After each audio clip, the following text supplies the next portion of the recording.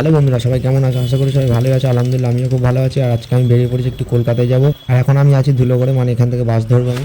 আর কিছুক্ষণ দাঁড়ানোর পরে দেখলাম বাস চলে এসেছে, তাই বাসে উঠে বললাম। তারপর আমি বাস থেকে নেমে পড়লাম হাওড়া ব্রিজ। আর হাওড়া ব্রিজ থেকে একটু হেঁটে কলকাতার দিকে যাবে, গিয়ে দেখতে পাবে নিচের দিকে একটা রাস্তা নেমে গেছে। ওখান থেকে একটুখানি নেমে গেলে তোমরা ফুলের মার্কেট দেখতে পাবে, বড় ফুলের মার্কেট, পুরো টাটকা ফুল, গোলাপ থেকে ধরে আরো বিভিন্ন রকমের ফুল পেয়ে যাবে। এখানে দামও অনেক কম। একটা ঝাড় কিরম দাম আছে? কিরম দাম ওইগুলো? 100।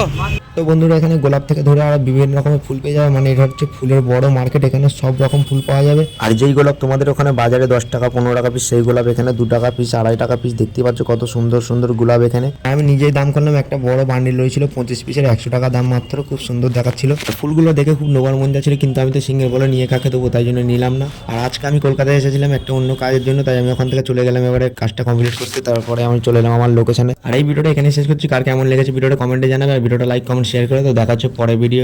টাটা।